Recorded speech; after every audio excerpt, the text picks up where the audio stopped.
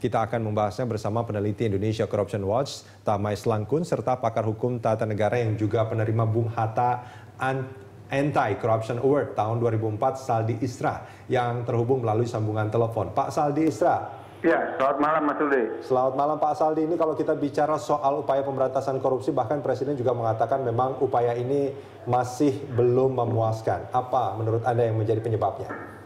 Ya, itu kan pengakuan jujur dari Presiden ya, bahwa pemberantasan belum memuaskan. Tapi itu tidak boleh berhenti sampai di situ. Pengakuan bahwa belum memuaskan itu. Menurut saya Presiden termasuk orang yang paling bertanggung jawab bagaimana bisa menghentikan laju praktek korupsi yang makin hari semakin masif ya kita lihat di Indonesia. Orang kan selalu bertanya. Tapi hukum kan tidak bisa diintervensi, begitu kan? Oh iya, tidak. Kita tidak mau bicara soal Presiden mengintervensi proses hukum, tapi kan ada wilayah yang harus dimainkan Presiden.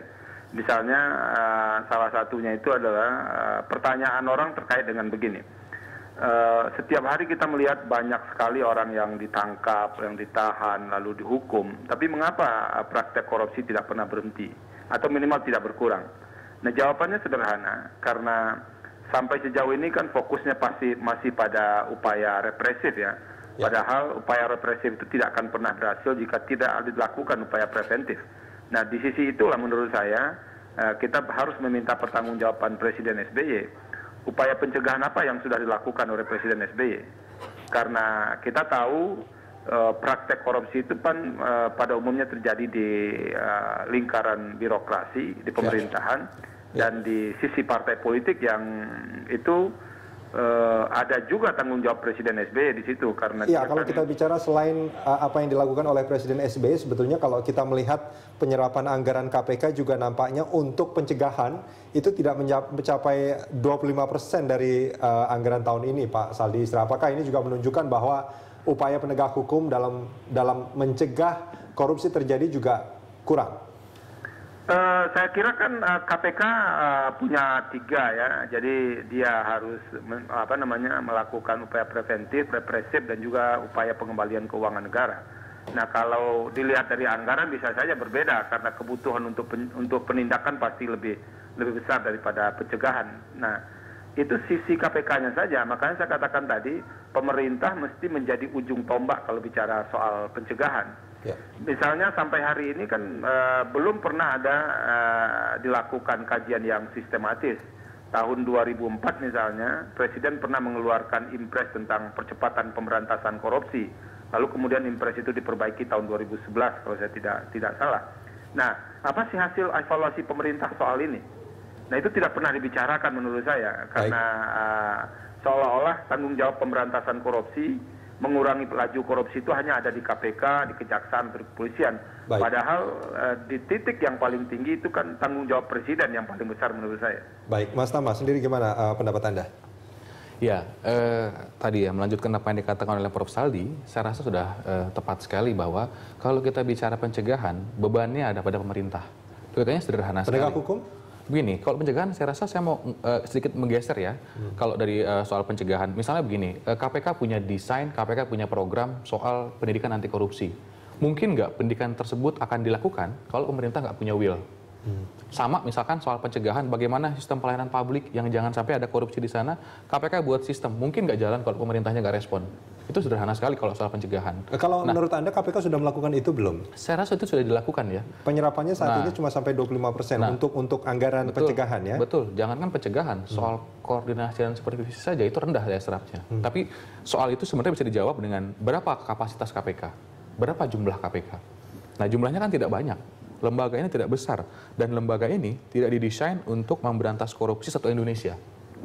Nah tentu ini akan jadi catatan tersendiri ya bagaimana soal daya serap. Tapi yang pasti harusnya fungsi-fungsi ini bisa berjalan. Dalam pandangan saya justru yang lebih memperhatikan adalah pada level koordinasi dan supervisi. Artinya dengan penegak hukum lain, betul, polisi, jaksa. Ada 3 tugas utama besar KPK. Yang pertama bicara soal pencegahan, yang kedua bicara soal penindakan, yang ketiga itu bicara soal koordinasi dan supervisi. KPK sudah 10 tahun ya umurnya, kurang lebih. Tapi bagaimana kemudian kepolisian dan kejaksaan, apakah sudah ada perubahan ataukah sudah ada peningkatan? Nah ini yang kemudian perlu dijawab. Artinya menurut Anda sebetulnya kalau kita bicara soal represif, ini kan banyak sekali orang yang sebetulnya sudah dihukum gitu ya, di tokoh-tokoh dinyatakan bersalah dalam kasus-kasus korupsi. Itu masih dirasakan sangat kurang sebetulnya dalam upaya pemberantasan korupsi karena pencegahannya masih kurang. Betul, ya itu ada berapa banyak dimensi yang bisa kita nilai. Soal penindakan tentu akan bicara juga soal hukuman. Seberapa berat sekarang hukumannya? Katakanlah selama beberapa tahun terakhir, ICW memantau sekitar 756 putusan. 756 putusan. Jadi dari tahun 2010 per bulan Juli sampai dengan 2013 bulan Juni, itu rata-rata orang dihukum hanya 2,1 sampai 5 tahun. 2,1 sampai 5 tahun. Rata-rata. Yang di atas 10 tahun itu hanya hitungan jari. Nah, itu jadi kan jadi soal sendiri. Bagaimana kemudian... Tapi kan hukuman disesuaikan dengan apa yang dilakukan. Betul, betul. Tapi kita lihat sekarang, pasal-pasal yang dipakai pasal berapa? Sebagian besar pasal 2. Pasal 2 itu minimal 4 tahun. Nah, ini dipakai nggak? Harusnya kan ada minimal 4 tahun. Itu yang bedakan antara korupsi dengan pencurian kendaraan bermotor misalnya. Ada spesialit, kalau korupsi itu kan dianggap extraordinary. Hukumannya pun juga sama. Artinya menurut Anda sebetulnya sudah pencegahannya tidak banyak dilakukan, upaya-upaya pencegahan, hukumannya sendiri juga tidak memberikan efek jerah. Soal hukuman betul, soal penindakan dianggap agak lemah. Nah, soal pencegahan itu saya rasa ada beda dimensi ya. Yang sekarang dilakukan KPK saya rasa sudah agak giat ya. Menurut saya dalam beberapa tahun terakhir agak keras mereka bekerja dalam soal penindakan. Ya cuma ini hanya soal desain. Desainnya adalah harusnya pencegahan KPK itu mengikuti kerja penindakan. Kita nggak hanya bicara soal KPK, kita bicara soal upaya pemberantasan korupsi di Indonesia. Betul. Ya ini desain ya, kan satu-satu kita harus lihat. KPK misalnya hari ini ada Wisma Atlet, atau ada kasus DPR, atau ada kasus di Kementerian Pertanian soal LHI misalnya. Apakah setelah penindakan pencegahannya masuk untuk membenahi sistem di sana? Itu yang kemudian belum terlihat. Baik. Nah, soal yang lain tadi, soal yang dikatakan oleh Prof. Saldi, bagaimana kemudian pemerintah hari ini kita melihat pemberantasan korupsi itu hanya sebatas instruksi atau pemberantasan korupsi itu hanya sebatas renstra. Menurut Anda? Ya dalam pandangan saya harusnya dia bisa lebih aktif ya. Bagaimana kerja-kerja pemerintah? Artinya ini baru hanya sekedar renstra ya? Indikatornya kan sederhana. Kemarin dari TII ya, Transparansi Internasional Indonesia, itu melansir poin kita 32. Ya. Dari 170-an negara, kita di ranking 114. Tahun kemarin 3,2. Kalau kuliah ini, kalau Prof. Saldi mungkin lebih tahu ya. Kalau 3,2, nilai 1 sampai 10 pasti nggak lulus. Nilainya bisa E, ini merah ini nilainya ini. Baik, kita simak grafik berikut ini. Ini ada beberapa daftar bentuk pencegahan korupsi, diantaranya ada pendaftaran dan pemeriksaan LHKPN. Ini juga sulit juga dilakukan oleh KPK ya. Penerimaan laporan dan penanganan gratifikasi, pendidikan dan sosialisasi anti korupsi. Ada sistem whistleblower, kerjasama dengan berbagai pihak, dan juga ada beberapa kegiatan lainnya. Pak Saldi, ini kalau kita bicara tadi yang Anda katakan tentang percepatan upaya pemberantasan korupsi, ini nampaknya seperti yang disampaikan oleh Mas Tama tadi, ini nampaknya masih merupakan rencana strategis, bukan merupakan instruksi Presiden untuk dilakukan ya? Ya, paling tidak kan kita mau dengar apa sih evaluasi Presiden terhadap upaya pencegahan misalnya. Oh, sudah ada evaluasi itu menurut Anda? Saya tidak tahu persisnya, mungkin bisa ditanya sama Mas Tama yang ada di studio. Tapi begini, tadi disebutkan misalnya bahwa salah satu bentuk pencegahan itu kan pelaporan harta kekayaan penyelenggara negara. Tapi kan tidak mungkin KPK bisa membaca atau memeriksa semua. Nah, dalam konteks itu makanya saya katakan tadi, upaya Presiden sebetulnya sangat diperlukan dalam soal-soal seperti ini. Apalagi ini menyangkut di birokrasi. Upaya yang seperti apa yang harus dilakukan menurut Anda? Ya, misalnya evaluasi yang komprehensif terhadap titik-titik lemah di jajaran pemerintah sendiri. Kira-kira apa yang memperbesar terjadinya praktek korupsi itu kan harus teridentifikasi dengan baik. Nah, kalau itu tidak bisa dicegah, menurut saya sulit kita bermain di muara saja. Jadi kalau Anda tadi mengatakan bahwa bisakah diturunkan sampai ke angka 0% orang melakukan korupsi, menurut saya sulit. Nah, sekarang kita kan lebih banyak main di muara ya dengan upaya penindakan. Padahal kalau mau mulai menurunkan angka korupsi di Indonesia, itu kita harus pergi betul ke hulunya. Jadi Prof. Saldi, disebut dengan pencegahan tadi. Ya, ini kalau kita melihat di di grafik tadi sebetulnya ada yang ke-9 namanya kontrol pemimpin. Kontrol pimpinan ini Pak Saldi. Apakah ini juga disebut sebagai sesuatu yang kurang dilakukan selama ini? Saya baru saja baca buku yang diterbitkan oleh John Kuah seorang peneliti dari Singapura.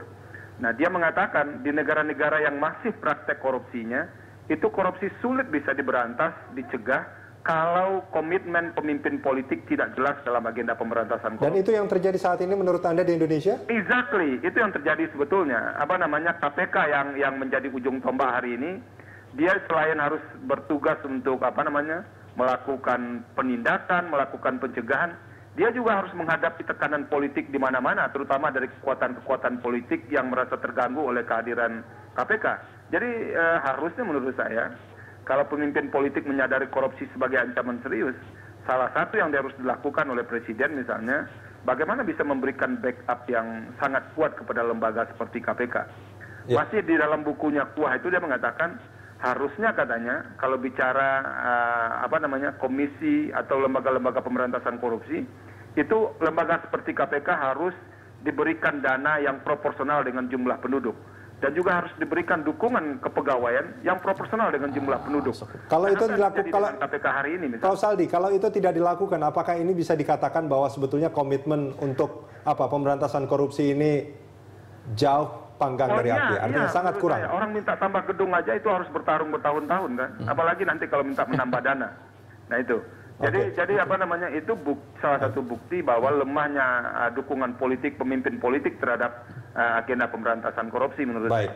Lemahnya dukungan politik artinya seperti yang dikatakan oleh Pak Saldi tadi, bahwa komitmen pemimpin dalam upaya pemberantasan korupsi sangat kurang. Ada, menurut catatan ICW kalau nggak salah ada 300-an sekian kepala daerah yang tersangkut kasus korupsi. Betul. Ya. Nah, ya kalau soal komitmen tadi ya, apa yang dikatakan Prof. Saldi itu bisa dilanjutkan ya. Beberapa negara sudah melakukan, misalkan seperti Hong Kong. Bagaimana ICAC dapat full support dari Ratu Inggris. Bagaimana CPIB di Singapura dapat full support dari Lee Kuan Yew. Indonesia gimana KPK nih? Nah, kemudian tadi singgung soal evaluasi ya. Contoh sederhana, dalam Inpres tahun 2011 ya, itu diharuskan LHKPN itu jadi indikator untuk naik jabatan atau promosi di pemerintah. Ya. Jadi kalau LHKPN dia nggak serahkan, atau LHKPN yang ngaco atau ngawur, harusnya nggak bisa naik pangkat. Atau nggak bisa promosi. Nah ini dilakukan apa enggak? Menurut Anda? Ini nggak dilakukan. Kalau dilakukan tentu nggak akan ada yang banyak orang yang naik pangkat karena dia nggak laporkan LHKPN. Banyak sekali kalau kita mau ke LHKPN di KPK itu banyak. Jangankan pemerintah di level eksekutifnya, level komisi-komisi saja seperti misalkan terakhir LPSK komisioner itu kan juga nggak lapor LHKPN. Padahal itu diwajibkan. Diwajibkan. Bahkan tadi ya sudah ada impresnya. Dan mungkin dari LHKPN juga sebetulnya KPK bisa melihat sebetulnya ini sesuai tidak kekayaannya dengan profil. Tapi lagi-lagi sumber daya manusia di KPK tidak banyak dan tidak akan cukup untuk mengecek LHKPN satu persatu. Bisa dikatakan artinya ini juga agak dalam tanda kutip ya, percuma juga gitu ya sebetulnya ada sistem LHKPN ini. Sebenarnya sih bisa dimanfaatkan. Percuma kalau nggak dipakai. Harusnya bisa dimanfaatkan, tapi dengan jumlah tenaga yang kurang. Tapi kan itu bukan berarti tidak bisa disiasati dalam tanda kutip. Kalau saja misalkan KPK mengadres masing-masing inspektorat di kementerian, biarkan mereka yang bekerja. KPK sediakan datanya, KPK sediakan tools monitoringnya. Tapi lagi-lagi, di mana kuncinya? Ada di presiden. Kalau presiden betul pastikan inspektoratnya bekerja, tentu KPK nggak akan capek-capek seperti sekarang. Dia cukup kasih ini toolsnya seperti ini, database seperti ini, orang-orang yang punya problem ini. Silakan, inspektorat yang bekerja. Presiden sudah memberikan rencana percepatan upaya pemberantasan korupsi. Apakah menurut Anda ini bukan sebuah dukungan sebetulnya? Minus evaluasi, itu yang jadi soal. Nggak ada evaluasinya, kemudian sanksi pun nggak diberikan. Logika sederhananya, kalau anak buahnya tidak menuruti perintah, harusnya kan juga di-stop, diberhentikan. Kalau perlu dicopot, itu kalau memang tegas. Tapi kan sampai sekarang kita lihat, ada berapa banyak orang yang dicopot karena nggak melakukan impres. Ini kan nggak terjadi. Harusnya memang ada sistem kepemimpinan yang sangat kuat di sana, untuk full support terhadap KPK. Baik, Prof. Saldi, ini akan saya tampilkan grafik pernyataan Presiden SBY, Pak Saldi. Saya akan bacakan. Cegah terjadinya korupsi dan penyimpangan dalam pengeluaran izin, baik pusat dan daerah. Di daerah yang dulunya hampir tidak ada kasus, sekarang di daerah pun terjadi penyimpangan dana pemberian izin. Kemudian, ini konsekuensi dari OTDA atau otonomi daerah, suap, benturan kepentingan, penyimpangan yang sering terjadi menjelang pilkada. Prof. Saldi, tanggapannya mengenai pernyataan ini? Iya, kalau soal cegah ya dulu semua instansi yang ada di bawah presiden mulai dari menteri sampai ke daerah itu disebutkan harus begini di Impres 5 2004. Tapi yang kita perlukan itu adalah seberapa jauh perintah itu dilaksanakan. Itu kan penting menurut saya. Misalnya sekarang tadi disebutkan penyimpangan pemberian izin. Ya kalau kepala daerah kan ada di bawah jajaran eksekutif kan. Nah itu kan ada ruang bagi presiden untuk bisa melakukan sesuatu agar itu tidak terjadi. Jadi saya tetap pada posisi bahwa bicara soal pencegahan itu porsi terbesarnya ada di tangan presiden menurut saya. Penindakan sebahagiannya juga ada presiden, tapi penindakan yang masuk wilayah penegakan hukum itu baru berada di wilayah penegak hukum. Artinya menurut Anda pernyataan presiden ini hanya sekedar harapan-harapan tanpa ada instruksi yang jelas bagaimana sebetulnya mencegah korupsi supaya tidak terjadi di daerah seperti itu dan bahkan lebih menyalahkan otonomi daerah? Ya, paling tidak kan presiden tetap mau memperlihatkan bahwa dia ingin menyampaikan sesuatu di hari anti korupsi kan. Padahal apa yang disampaikan presiden itu sangat standar menurut saya. Jadi kalau kayak begitu nggak perlu presiden betul loh yang menyampaikan. Tama Langkun aja bisa menyampaikan. Gitu. Jadi ini sudah memasuki tahun ke-10 Presiden SBY. Dan menurut saya menjadi tidak masuk akal kalau tidak ada yang besar yang dilakukan oleh Presiden SBY selama 10 tahun dia menjadi presiden. Ya, Prof, ini kalau kita bicara soal banyak kasus korupsi di daerah. KPK ini kalau saya tidak salah satu pimpinan KPK pernah mengatakan juga bahwa KPK juga mungkin harus bikin semacam klaster-klaster gitu di daerah, bukan hanya di pusat saja. Karena ya terjadi banyak pelanggaran korupsi juga di daerah. Menurut Anda ini diperlukan tidak? Iya, kalau semuanya diandalkan kepada KPK sama saja kita menganiaya, ya. Itu namanya penganiayaan terencana untuk KPK namanya. Orang dengan jumlah pegawai yang sekian, komisioner yang cuma 5 orang, lalu dengan segala macam keterbatasan, menurut saya hampir tidak mungkin lah untuk bisa menjangkau semuanya. Nah pada sisi itunya kita kan harus juga melihat bagaimana presiden misalnya menunjukkan komitmen yang jelas agar kejaksaan dan kepolisian itu juga bisa didorong kayak bekerjanya KPK di tingkat pusat kan. Tapi itu nyaris tidak terjadi loh. Baik, artinya lebih mendorong upaya polisi dan jaksa di daerah untuk lebih berkomitmen lagi dalam upaya pemberantasan korupsi, bukan membuat KPK klaster-klaster KPK di daerah seperti itu ya, Prof ya? Iya, sulit juga ya kalau memaksa KPK sampai ke daerah dengan keterbatasan yang ada. Baik. Dan lagi pula pengalaman kita dengan pengadilan tipikor kan tidak terlalu mengembirakan dengan adanya tipikor di daerah. Baik. Baik, Prof. Saldi Isra, terima kasih banyak sudah bersama kami di Prime Time. Ya, terima kasih. Selamat malam. Ya, Mas Tama, ini kalau kita bicara soal di Hari Anti Korupsi Internasional ini, saya juga membaca informasi bahwa kayak di Jawa Timur kalau saya tidak salah di sana ada kejaksaan yang melakukan peringatan dengan membagi-bagikan kaos anti korupsi segala macam. Ini kan simbol-simbol sebetulnya ya, yang lebih dibutuhkan mungkin mereka berapa banyak menangkap kasus korupsi seperti itu mungkin yang harusnya ditunjukkan. Bagaimana menurut Anda? Ya, sebetulnya kan tolak ukur evaluasi kepolisian dan kejaksaan itu kan sebenarnya ada. Kepolisian misalnya, level Polda itu minimal menangani 5 perkara. Polres menangani 2 perkara. Karena apa? 1 perkara di kepolisian sekarang budgetnya 208 juta per perkara. Gampang saja, kalau misalnya ada Polda yang nggak 5 perkara ditangani korupsi, maka dicopot.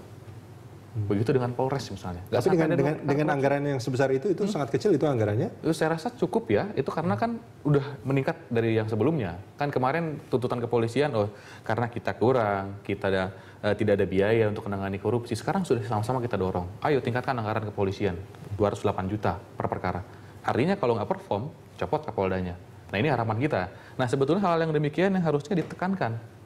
Apalagi sekarang kepolisian baru ganti Kapolri. Nah begitu juga dengan kejaksaan, karena anggaran pun juga cukup meningkat. Walaupun saya belum tahu seberapa mereka berani diadu kasus korupsi yang mereka selesaikan dibandingkan dengan KPK. Betul. Bicara soal jumlah, sudah pasti KPK tidak akan mampu mengimbangi kepolisian kejaksaan. Yang tadi saya katakan bahwa KPK ini kan hanya berapa orang jumlahnya. Kalau mau kita bandingkan dengan Hong Kong misalnya, penyidik mereka ada ribuan. dengan luas wilayah hanya sekitar 1.100 km sekian.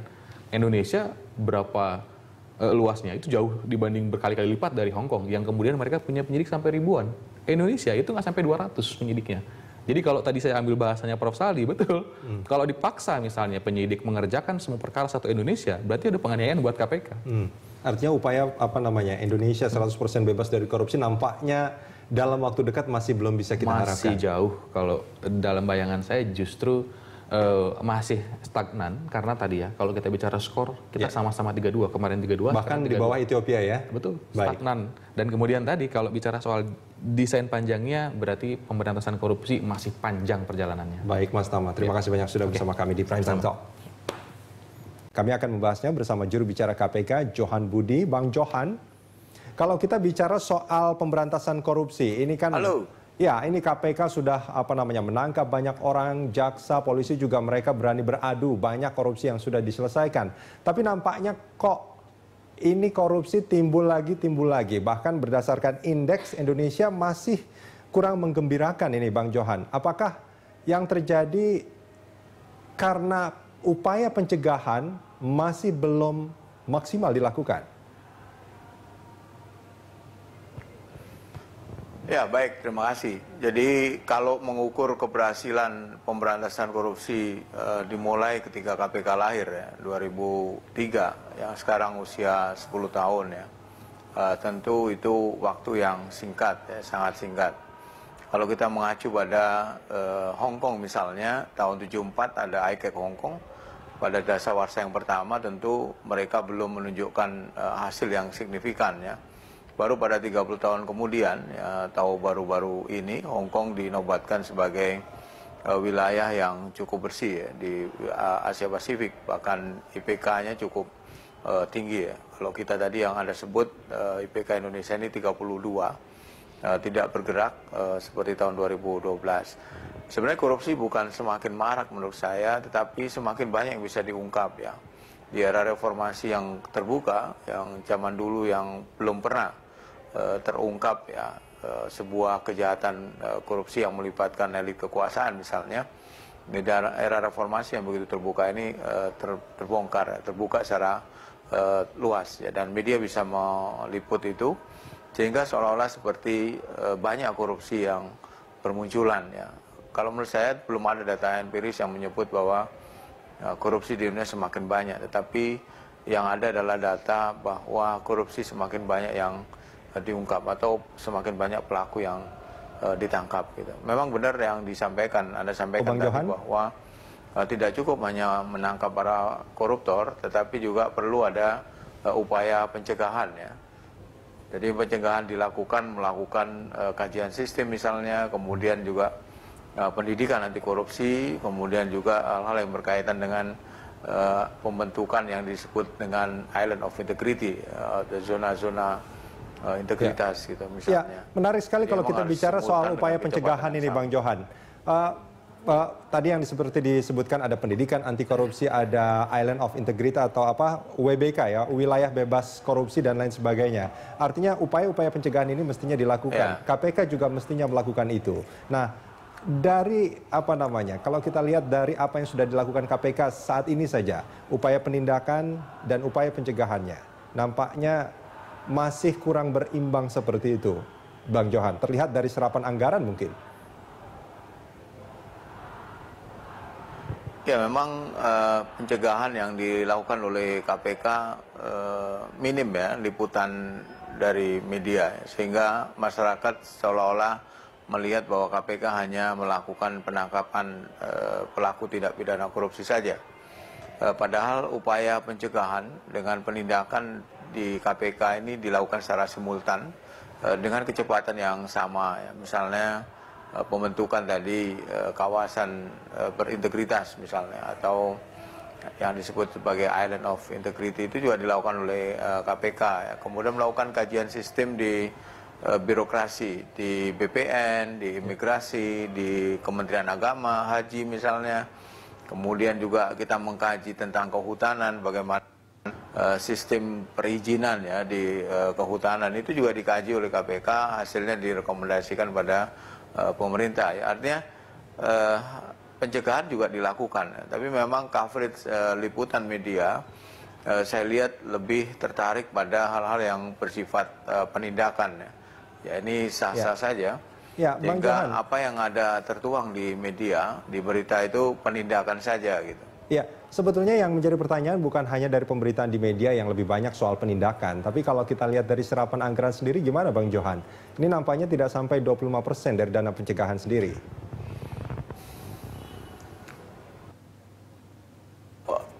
Serapan anggaran justru pencegahan lebih banyak ya dibanding penindakan ya. Justru penindakan di KPK ini dana atau anggarannya lebih sedikit dibanding pencegahan. Kalau kita bagi dua secara rata ya, KPK kan punya fungsi 5 sebenarnya. Ya. Tapi kalau fungsi yang lain itu kita anggap pencegahan ya, kemudian yang penindakan itu penyelidikan, penyidikan dan penuntutan, maka anggaran yang terbesar dari sekitar 300 miliar tahun 2013 ini, itu pencegahan justru lebih banyak dibanding penindakan ya. Penindakan itu malah lebih sedikit ya, sekitar 90-an kalau nggak salah, dan itu juga tidak sampai habis ya dana yang dianggarkan itu, dan tentu dikembalikan pada negara. Jadi kalau soal anggaran justru pencegahan yang lebih besar. Maaf Bang Johan, saya mencoba untuk mengklarifikasi saja. Di DPR kalau tidak salah pimpinan KPK mengatakan realisasi anggaran deputi pencegahan itu sekitar 61 sekian miliar. Dan baru sekitar hampir 25% yang terrealisasi. Per November 2013. Iya, makanya tadi saya sampaikan kalau KPK ini kan punya fungsi 5 ya. Nah, deputi itu kan ada 4 di KPK itu, 1 sekjen ya. Dan tadi kalau kita bagi 2 gitu ya, fungsi pencegahan itu menjadi selain penindakan yang penyelidikan, penyidikan dan penuntutan, maka anggaran yang digunakan cukup besar di pencegahan. Bukan deputinya maksud saya, tapi fungsi pencegahannya. Kayak misalnya sosialisasi di pengaduan masyarakat. Itu tidak masuk di deputi pencegahan dia, tapi masuk di deputi pengawasan internal dan pengaduan masyarakat. Ini kan di luar penindakan, di luar penyelidikan, penyidikan dan penuntutan. Makanya kalau Anda melihat pencegahan itu dari kedeputian ya cuma 1 deputi pencegahan, itu dibagi 5 di KPK itu gitu. Maka kalau fungsi pencegahan itu lebih besar dibanding penindakan. Kalau penindakan kan melakukan penyelidikan, penyidikan, penuntutan di bawah deputi penindakan ya. Jadi di tempat yang lain itu menjalankan fungsi pencegahan juga selain deputi pencegahan gitu maksudnya. Baik, Johan, ini kalau kita bicara soal waktu yang paling dekat saat ini kan kita mau pemilu ya. Kalau kita melihat sejarah pada pemilu-pemilu sebelumnya ada hal-hal yang selalu menarik dan selalu dikaitkan dengan korupsi. ICW dan PPATK juga mengindikasikan ada aliran dana yang mungkin mencurigakan. Bagaimana langkah KPK dalam hal ini?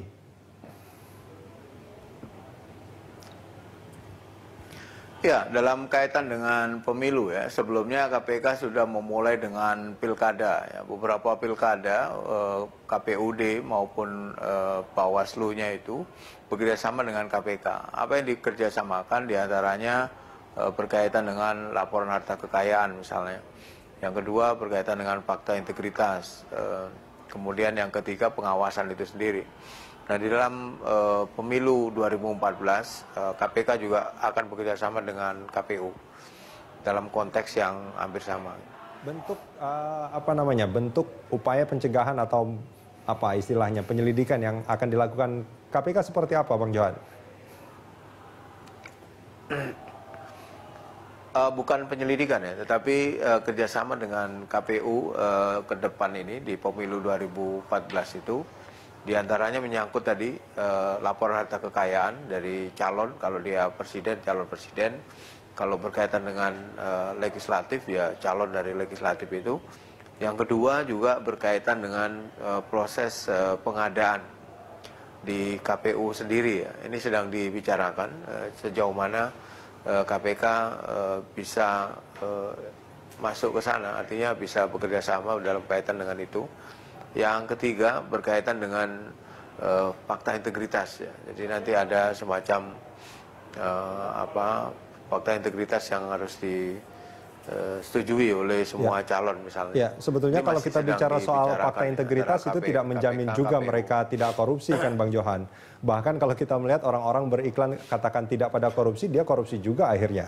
Nah, ini bagaimana sebetulnya kalau kita melihat mungkin langkah-langkah konkret yang kita pernah melihat kalau saya liputan ke KPK ada warung kejujuran dan itu apakah sampai saat ini budaya-budaya seperti itu masih dilanjutkan di KPK? Oh, kalau di KPK warung kejujuran masih ada ya, dan itu bisa dilihat. Ini kan semacam lab kecil ya, untuk mengukur atau untuk melihat melatih kejujuran lah paling tidak dalam skala yang kecil ya. Tapi kalau Anda pesimis dari semua fakta integritas juga korupsi, saya kira semua juga nanti kalau kita lakukan itu bisa korupsi juga. Kan tadi kita konteksnya kan ke pencegahan ya. Dengan mengumumkan itu paling tidak rakyat tahu ya mana yang harus dipilih. Mereka mendeklarasikan misalnya. Ini kan hal-hal yang untuk mencegah ya. Tapi kalau sudah meskipun begitu mereka juga akan korupsi, ya lebih baik kita nggak ngapa-ngapain. Ya, kalau kita bicara soal keberhasilan, tadi Anda mengatakan Hong Kong 30 tahun kemudian baru bisa dinilai cukup berhasil upaya pemberantasan korupsinya. Dengan kondisi yang ada saat ini, apakah kita masih butuh waktu 20 tahun atau bahkan lebih untuk bisa menempatkan Indonesia sebagai salah satu negara yang terbilang baik indeks persepsi korupsinya? Kalau kita melihat mengacu pada Hong Kong ya, tentu ada prasyarat-prasyarat ya, ada parameter-parameter yang kemudian membuat Hong Kong itu menjadi berhasil 30 tahun kemudian. Nah, kalau parameter itu juga dipunyai oleh Indonesia, saya kira bisa saja nanti 10 tahun lagi Indonesia akan bisa paling tidak menyamai negara tetangga kita. Kita punya parameter itu, Bang Johan? Sudah di atas 5 ya mungkin. Ada beberapa hal yang menurut saya yang belum dipunyai ya. Misalnya soal komitmen yang sama baik itu di elit kekuasaan maupun di elit politik ya. Di Hong Kong waktu itu komitmen yang sama itu ditunjukkan langsung oleh waktu itu masih di bawah daerah otonominya atau penguasanya Inggris ya. Waktu itu Ratu Inggris langsung mengirim komisioner-komisioner ya, sehingga kelihatan betul. Waktu itu Hong Kong belum didukung oleh masyarakat ya, ICAC Hong Kong itu. Tapi dia didukung oleh kekuasaan waktu itu untuk benar-benar di backup penuh melakukan tugasnya ya. Kalau di Indonesia ini KPK kalau sampai hari ini saya kira masyarakat masih mendukung. Tetapi pertanyaannya apakah semua elit kekuasaan itu mendukung KPK atau tidak? Ini itu menjadi pertanyaan juga buat Bang Johan ya. Menilai. Ya, makanya kalau parameter tadi itu sama, saya kira bisa Indonesia ini menuju ke arah yang lebih baik ya. Nah, jadi intinya itu komitmen yang sama, visi yang sama, misi yang sama. Mudah-mudahan nanti akan ada komitmen yang sama, Bang Johan. Terima kasih banyak sudah bersama kami di Prime Time Talk.